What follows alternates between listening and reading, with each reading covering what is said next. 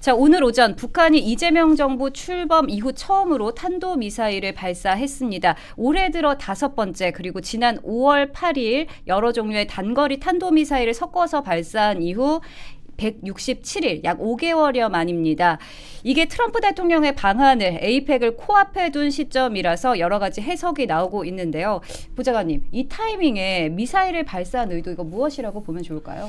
북한의 미사일 발사는 크게 두 가지 측면에서 우리가 들여다볼 수 있는데, 일단은 북한의 미사일 발사는 어느 정도 예고가 되어 있던 수순이기는 합니다. 왜냐하면 얼마 전에 10월 10일이죠. 이제 그때 북한은 조선노동당 창건 80주년 기념 열병식을 하면서 본인들이 보유하고 있는 각종 단거리, 중거리, 장거리 미사일들을 다 공개를 했어요.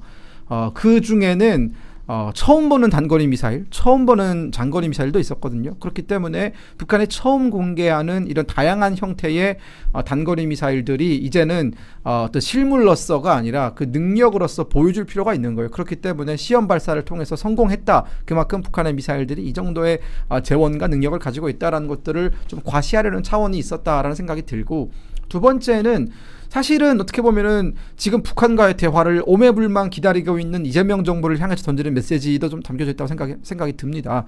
즉 이런 거죠. 당신들이 뭘 어떤 당근을 가지고 와서 열심히 흔들어대든지 간에 우리는 이제는 너희 그 이재명 그 정권과는 대화를 하지 않겠다. 그러니까 한국과는 아예 대화를 하지 않겠다라는 걸 보여주는 것이고, 또한 다른 한편으로 보면은 이 단거리 미사일들이 지금 필요한 나라들은 북한이 최근에 이 무기 세일즈에 굉장히 눈을 돌리고 있습니다. 러시아뿐만 아니라 뭐 중동이라든가 혹은 이런 지금 현재 분쟁이 자주 일어나고 있는 지역에서 좀 싼 값의 무기가 필요한 나라들은 북한제 무기 눈 돌리고 있거든요. 왜냐하면 북한이 러시아 우크라이나 전장에서 상당히 많은 이스칸데르 북한판 단거리 미사일들을 보내서 처음에는 뭐 아예 맞지도 않고 명중률이 50% 이하였다가 최근에는 80%까지 올라왔어요.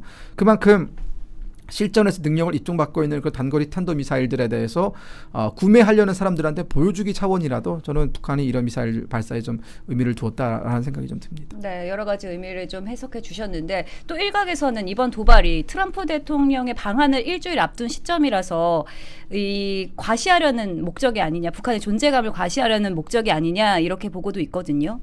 그렇죠. 나 여기 있다. 이제 이 얘기를 지금 하고 싶은 것 같습니다. 그러니까 결국 에이펙의 그 회의를 한 일주일 정도 지금 남겨놓은 시기에 이렇게 지금 도발을 하는 것은 국민의힘 입장에서 이건 완전히 그냥 무력 시위다 이렇게 생각을 하고 있고요. 국제적으로 굉장히 스스로 고립을 자초하는 약간 그런 이제 무력 도발이다 이렇게 생각을 하고 있습니다. 그러니까 북한 입장에서는 늘 이런 식으로 외교 같은 이제 시그널을 주는 거죠. 너네들이 그렇게 정상들이 모여서 에이펙 대한민국 경주에 모여서 테이블을 구성하고 있지만 우리 있지 마. 우리도 여전히 있다. 이런 얘기를 하고 싶어서 이런 이제 도발을 하는 것이라고 보고요. 물론 회의가 이제 일정 중에 그렇게 뭐 도발을 했다거나 뭐 좀 이제 미사일 종류가 다르다고 하던데 막 뭔가 좀 더 장거리를 쐈다거나 하는 그런 의미에서 더 과격한 그런 도발을 했다고는 또 아니다 뭐 이렇게 보는 시각도 있더라고요. 근데 어쨌든 외교적인 시그널이죠. 이제 북한 입장에서는 너네들의 테이블의 아젠다가 우리의 아젠다 무조건 들어가야 된다라는 부분을 이야기하기 위한 그런 외교적인 시그널이 있다라고 생각을 합니다. 그래서 저는 이 이재명 정권이 들어서고 나서 늘 뭐 어떻게 했습니까? 늘 평화 구걸했지 않습니까? 입으로 평화 말하고 그렇게 했는데 그 평화 구걸의 결론이 결국은 이 도발인 겁니다. 예. 본인들이 이재명 정권 들어오고 나서는 분위기 좋다, 우호적이다 뭐 이런 식으로 얘기했지만 결국은 도발을 해요. 그리고 북한에서 뭐라고 했더라? 허망한 개꿈이라고 했어요. 뭐 우리와 이렇게 잘 지낸 우호적인 관계, 이재명 정권 너네 그거 허망한 개꿈이야. 약간 삶은 소대가리 이탄되고 있는 거예요 지금. 그러니까 아까 보좌관님 말씀하셨듯이 북한이 이재명 정권에게 얘기하는 면도 있어요. 그렇게 우리랑 이렇게 하겠지만 우리는 그런 생각 없어. 네. 어떻게 보면 그런 이제 메시지일 수도 있고, 또 한편으로는 자기들 내부적 결속을 위한 그런 거일 수도 있겠죠. 늘 본인들은 힘든 그런 상황 속에 있지만은 국제적으로 이런 미사일을 발사하면서 과시하면서 또 대내적인 결속도 만드는 뭐 여러 가지의 이유가 있을 것이라고 봅니다. 근데 이제 우리 대한민국의 입장, 그러니까 이재명 정부는 이제 입으로만 말하는 그 평화의 기조를 깨부셔야 됩니다. 그리고 지금은 더 이상 평화 구걸할 때가 아니라 대한민국 안보, 그 어느 때보다 지금 외교와 안보가 불안한 상황이지 않습니까? 이거에 대한 기조 전환을 빨리 하고 정신 차려야 될 때다라는 메시지를 보여주는 도발이라고 생각합니다. 네, 우리 정부의 대응이 참 중요할 것 같은데 또 일각에서는 북한이 이번 도발을 계기로 미국 등으로부터 핵 보유국 지위를 좀 인정받으려고 하는 수순을 밟고 있다. 또 그러니까 계속해서 도발의 수위를 높여갈 것이다. 이런 분석도 있거든요. 그러니까 지금 오늘은 단거리 탄도미사일 약 360km 정도 날아간 걸로 보이는데 단거리 탄도미사일을 발사한 걸로 보이는데 지금 일주일 정도 남지 않았습니까? 그러니까 미국한테 직접적인 위협이 되는 그런 메시지를 전달을 하려면 단거리 탄도미사일보다는 미국이 신경을 쓰는 그런 SLBM 즉 잠수함 탄도 미사일, 잠수함 발사 미사일이라든가 혹은 북한이 이번에 새롭게 공개한 화성 20형 그 대륙간 탄도미사일 정도를 이제 시험 발사할 가능성도 저는 있다고 봐요. 하지만 왜 그렇게 생각하냐면 북한이 최근에 그 장거리 탄도미사일의 그 추진체 발사 시험을 했거든요. 그러니까 추진체 연소 시험이라고 하죠. 그 추진체를 땅에다 이렇게 완벽하게 고정을 시켜놓고 연소하는 과정을 통해 가지고 이게 추진력이 얼마나 되는지 이런 것들을 테스트하는 시험을 최근에 여러 차례 진행을 하고 있습니다. 그 말은 추진체에 대한 시험이 끝나면 그 추진체에 탄도부를 얹어서 하늘로 날려보내면 그게 장거리 탄도미사일 되는 겁니다. 근데 이제 장거리 탄도미사일을 보내게 된다면 미국이 그어놓은 레드라인을 매우 아슬아슬하게 근접하는 것이기 때문에 트럼프 대통령이 한국에 오는 이 마당에 트럼프 대통령의 심기를 강하게 자극할 것이냐 아니면 아까 손수 대변인 말씀하신 것처럼 적당한 선에서 북한의 존재감을 각인시켜주는 수준에서 약간의 그 짤짤이 도발이라고 하죠. 잽잽만 내는 큰 후군 내지 않는 그런 정도의 도발에 그칠 것인가는 지켜봐야겠지만 저는 두 가지 가능성이 모두 열려있다라는 생각이 들고 확실한 것은 명확한 것은 북한이 어떤 종류의 도발에 나서든지 간에 지금 북한은 이재명 정부가 생각하는 정동영 통일부 장관 같은 사람이 생각하는 그런 대화라든가 협력 이런 거에 응할 생각이 전혀 없다. 지금 북한은 오직 미국을 상대로 대화를 할래 말래 이 정도의 시그널을 가지고 지금 장난을 치는 것이지 한국을 상대로 정동영 통일부 장관이 뭐 저렇게 읍소하듯이 얘기하는 거 귓등으로도 듣지 않는다라는 것의 표현이죠. 정동영 통일부 장관은 좀 진짜 심각한 저는 문제가 있다고 생각을 합니다. 지금 이재명 정부가 이 통일에 대한 어떤 이제 전략, 안보 전략이라든지 전선을 그 개념을 바꾸지 않으면은 정말 이 국제사회 안에서 점점 고립되고 이 안보는 곧 뭐예요? 경제랑도 다 연결이 되는 부분인데 대한민국의 미래가 굉장히 걱정이 됩니다. 이 정동영 통일부 장관이 여러 가지 위험한 발언들을 했는데 뭐 그중에 하나가 북한이 미국을 타격할 수 있는 타격 가능국 3단에 든다 뭐 이런 얘기도 했었고요. 그러니까 이런 발언을 미국 트럼프 대통령이 모르겠습니까? 정보보고 다 받고 있죠. 안 그래도 이재명 대통령이 예전에 이 미군에 대해서 어떤 발언을 했었는지 그리고 지금의 그 국무총리라는 김민석 총리의 과거가 어땠는지 정청래 여당 대표가 어떤 그 방화를 저질렀는지 모든 거 트럼프 대통령은 다 보고받고 있을 거예요. 근데 그런 와중에 또 정동영 통일부 장관이 뭐 타격 가능국이라니 두 개의 국가를 그 존재를 인정하는 발언들을 한다든지 그리고 지금 김민석 총리의 형도 지금 더 문제잖아요. 나중에 우리가 다룰 거지만 반미의 아주 그냥 선봉에 서가지고 지금 하고 있지 않습니까? 이런 여러 가지 정말 파트너십을 무너뜨리는 이 한미 동맹의 신뢰를 무너뜨리는 이런 상황에서 정동영 통일부 장관이 계속 두면 앞으로 얼마나 더 많은 리스크가 나올지 몰라요. 그래서 저는 굉장히 지금 이재명 정부의 이 통일 전선과 이 개념에 대해서 굉장히 좀 문제가 있다라는 부분을 지적을 하고 싶고 앞으로 우리는 이제 이재명 정부에 나아갈 길은 결국은 이제 한미일 공조지 않습니까? 한미일 공조를 더욱 강화하는 것, 한미 동맹 강화하는 것, 그리고 어떻게 보면은 지금 이제 일본의 총리가 지금 다카이치 사나에 이제 총리가 또 임명이 됐는데 분위기 보니까 또 우리 한국에 대해서도 굉장히 우호적으로 하려고 하는 시그널들을 보내고 있지 않습니까? 그러니까 이런 한미일 공조라든지 해야 될 일이 굉장히 많거든요. 근데 이런 상황에서 정동영 통일부 장관은 이런 발언들은 앞으로도 굉장히 큰 리스크가 될 것이다. 좀 지적하고 싶어요. 네. 그럼 이재명 정부는 앞으로 좀 어떻게 대응을 해 나가면 좋을까요?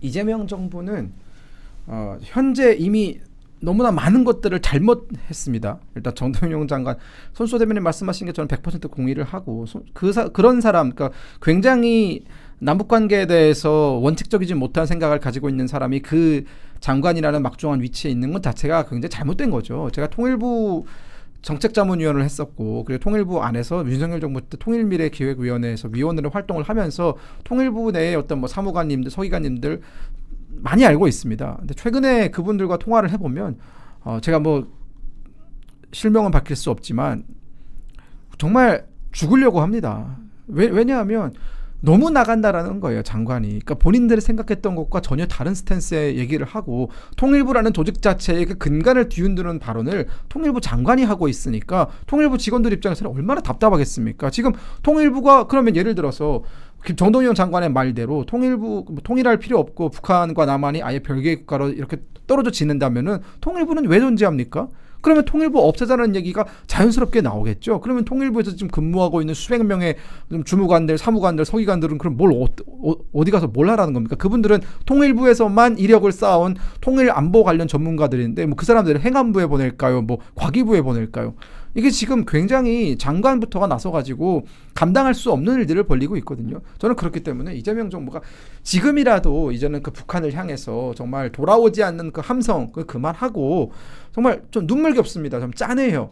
이게 뭐 속담에 이런 말 있잖아요. 10번 찍으면 넘어간다. 10번 찍으면 스토커예요. 요즘은 거의 스토커 짓을 하고 있는 겁니다. 지금 저는 그래서 이젠 그만해라. 짝사랑도 그만하고 이제는 정말 국익을 위한 외교 안보를 좀 했으면 좋겠다. 지금 우리가 북한과의 관계에 이렇게 매달리지 않아도 해결해야 될 것들이 너무나 많이 있습니다. 그런 것부터 좀 해야 될 것들부터 좀 했으면 좋겠다라는 말씀을 드리겠습니다. 짝사랑을 한번 해본 적이 있잖아요. 우리가 모르지 않잖아요. 문재인 정권 때 삶은 소대가리 얘기 왜 나왔습니까? 정말 일방적인 문재인 정권의 일방적인 짝사랑이었어요. 그때는요, 미사일 단어도 못 썼습니다. 뭐야, 미확인 발사체 뭐 이런 얘기 쓰고 정부에서 그런 가이드라인을 줘가지고 언론에서 미사일이란 단어도 못 쓰고 그런 식으로 짝사랑을 했어요. 정말 마음 아리하는 그런 짝사랑 했는데 결과가 어땠습니까? 결과는 삶은 소대가리였어요. 그렇게 한번 이런 정책 기조로서 우리나라가 대한민국에 한번 가본 역사가 있는데, 그러니까 지금 이재명 정부는 부동산도 그렇고 지금 대북 정책도 그렇고 여러 가지 실패한 것을 지금 왜 계속 도돌이표를 하고 있는지 모르겠어요. 아니 지금 본인들의 그 좌파 환상에 빠져서 그것을 실험을 한번 해봐서 국민들이 정말 힘들었던 경험이 있는데 그것을 또 도돌이표로 반복한다는 것은 정말 이것은 국민 기만이고 국민의 안전과 생명을 볼모로 잡는 것 더 이야가 아닙니다. 그렇기 때문에 지금 이재명 정부는 도대체 무슨 생각을 가지고 이런 것을 추진을 하는 것일까 묻지 않을 수가 없고, 이 안보라는 것은 결국은 경제랑 뗄래야 뗄 수 없는 것 아니겠습니까? 지금 우리가 관세 협상도 지금 너무나 안 되고 있는 것이 결국은 한미동맹 자체가 흔들리는 것, 그리고 파트너십으로서 믿지 못한 그 정상 사이에서 해결되지 않는 게 있기 때문에 그런 것 아니겠습니까? 그러니까 결국은 이런 문제를 총체적으로 파헤쳐 나가기 위해서는, 해결해 나가기 위해서는 결국 이재명 정권이 옛날에 그 문재인 때의 실수를 도돌이표하지 않는 정책의 기조 변환이 없으면 또다시 짝사랑하다가 삶은 소대가리 2탄 된다는 겁니다. 네, 마지막으로 이제 트럼프 대통령이 이번 에이펙 정상회의를 계기로 한국을 방문할 때 김정은 위원장과의 회동 가능성도 거론이 되고 있습니다. 이거 현실화될 가능성이 있을까요?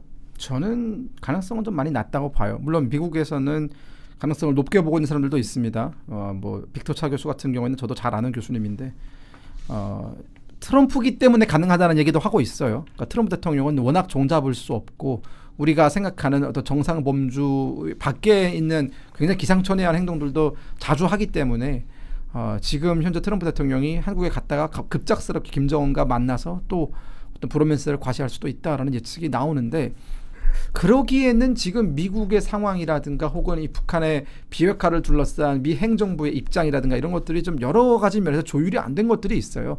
그러니까 미 행정부는, 그러니까 트럼프 행정부에서 북한을 담당하는 그런 지금 현재 실무자급에서는 완전한 비핵화를 얘기를 하고 있어요. 하지만 트럼프 대통령은 한 번도 완전한 비핵화에 대해서 확실하게 선을 긋고 있지 않거든요. 어떤 날은 비핵화 얘기했다가 또 어떤 날은 뉴클리어 스테이트라는 뭐 뉴클리어 파워라는 말도 해주고 이러면서 왔다 갔다 이런 어떻게 보면은 차가운 따뜻한 아이스 아메리카노 같은 행보를 가져가고 있기 때문에 이 북한에 대한 트럼프 대통령의 입장이 명확히 정해지지 않는 한 만나는 거는 의미가 없지 않을까라는 생각이 들어요. 또한 이거 김정은 입장에서 생각을 해봐도 이게 처음이 아니거든요. 지금 데자뷰 같은 겁니다. 네, 몇 년 전에 이미 해봤고 북한은 미국과의 이런 통큰 뭐 합의라든가 혹은 굵직굵직한 만남을 통해서 북미 간에 그러니까 미북 간에 쌓여 있던 많은 것들을 한 번에 해결할 생각을 했었는데 그게 잘 안 됐죠. 정작 하노이에서 만났을 때 트럼프 대통령은 매우 디테일한 부분에서 북한이 감추려고 했던 강선에 북한이 묻어든 고농축 우라늄 시설까지도 공개할 것을 요구하면서 북한은 깜짝 놀라고 미국이 이걸 어떻게 알지? 이러면서 사실상 이제 회담이 결렬됐거든요. 그러니까 그때의 어떤 그 회담 실패의 교훈을 북한은 분명히 갖고 있기 때문에 이렇게 트럼프 대통령의 어떤 그 막 상대를 휘어잡는 그런 회담에 김정은이 가서 또다시 이용당할 가능성 이런 것들을 좀 많이 신경을 쓸 것 같아요. 그래서 저는 뭐 아예 가능성이 없다라고 보기 어렵습니다. 왜냐하면 트럼프 대통령은 우리의 예상 밖의 일들을 많이 하니까. 그러나 현실적으로 냉정하게 들여다봤을 때 두 사람이 만났을 때 실질적으로 두 국가가 뭔가에 대해서 합의할 가능성은 매우 낮다. 그냥 뭐 친구 만나러 왔다 정도면 글쎄요. 하지만 비핵화에 대한 뭐 전진 혹은 뭐 한 단계 앞으로 나가는 뭐 미국과 북한과의 관계 이거는 아직은 기대하기 어렵다. 네, 그렇습니다. 저도 비슷한 생각인데 지금 북한이 쏜 미사일이 ICBM이 아니라 이제 뭐 SRBM이다. 그래서 조금 그 이제 도발의 수위를 조금 낮췄다. 그러니까 왜 이렇게 조금 낮추는 스탠스를 취했냐라고 생각했을 때 지금 북한 김정은이 트럼프 2기에 들어가서 아직까지 뭐 본격적인 뭐 어떤 자원 지원이라든지 여러 가지 협상을 해낸 게 없습니다. 그래서 사실 북한은 미국에게 하고 싶은 말이 있어요. 하고 싶은 말이 있지만 트럼프는 완벽한 현실주의자고 본인에게 확실한 기브앤테이크에서 얻는 게 없으면 전혀 만난 뭐 외교적인 그런 것도 취할 이유가 아무것도 없거든요. 그래서 북한은 하고 싶은 말이 있어서 조금 그 도발 수위를 낮췄지만 미국의 입장에서 지금 트럼프 입장에서 봤을 때는 트럼프는 지금 확실하게 그 자유 노선을 확실하게 그어서 내 편이냐 네 편이냐 지금 확실하게 긋고 있어요. 근데 지금 북한은 지난 10월 10일 열병식에서도 북중러 공조를 오히려 더 공고하게 하는 그런 그림을 만들어냈지 않습니까? 정상들을 다 초청을 한다거나 같이 서서. 그랬기 때문에 트럼프 입장에서는 만나가지고 실질적으로 얻을 수 있는 것은 전혀 없고 이 국제사회에서 북중러와 이제 그들의 공조를 이미 다 확인한 상황에서 트럼프가 가서 만나서 더 이상 얘기할 부분은 없을 것 같다. 그래서 둘 만남은 딱히 메이드되지 않을 것 같다 생각합니다. 네, 이렇게 북한의 미사일 도발과 우리 정부의 대응 그리고 APEC 미국 변수까지 좀 짚어봤습니다.